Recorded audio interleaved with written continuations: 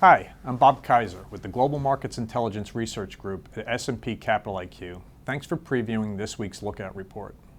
This week, we're highlighting the fact that anticipated 2012 and 2013 calendar year S&P 500 earnings have now declined to the lowest level we've recorded looking at data going back over a year, according to the S&P Capital IQ consensus. Expected 2012 earnings now stand at just $102.99 per share, down from the recent peak of $106.49 on April 25th, which is also substantially lower than the high of $113.41 recorded on July 29, 2011.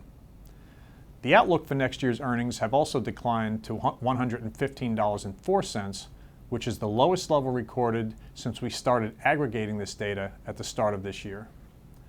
The trend of declining expected 2012 and 2013 earnings is not difficult to comprehend, considering that the quarterly growth rate of U.S. GDP has fallen to 1.7% as of the second quarter of 2012, from 2% in the first quarter, and the much healthier 4% growth rate seen at the end of 2011.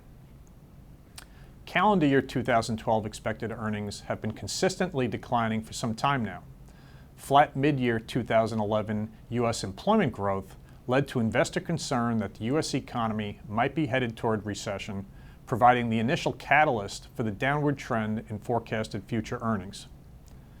2012 consensus expectations peaked at $113.41 at the end of July 2011 and did not stop moving lower until stabilizing at $105 between February and early April of this year.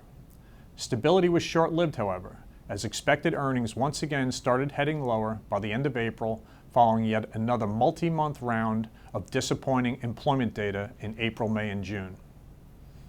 Recent economic data, on balance, has been relatively upbeat compared to information received in the second quarter, but consensus 2012 and 2013 earnings nonetheless continue to inch lower, having reached new lows as of August 29th. Contrasting declining earnings expectations, the stock market has actually been trading higher recently, testing this year's closing high of 1,419 for the S&P 500 that was established back on April 2nd. Investors are currently pricing in a soft landing for the U.S. economy, partially founded on the presumption of substantial progress toward resolving the European sovereign debt crisis, in our opinion.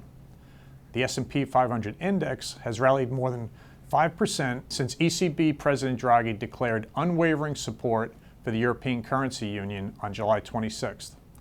Risk assets generally now appear to be vulnerable to any indication that the U.S. economy is not distancing itself from recession or that European policymakers failed to develop a concrete plan for resolving the debt crisis. The prospect of a soft landing for 2012 and 2013 expected S&P 500 earnings now appears to be largely dependent on the outlook for a soft landing for the U.S. economy, not to mention the outlook for growth in other nations, notably Germany and China. Until next time, I'm Bob Keiser. Thanks for checking in.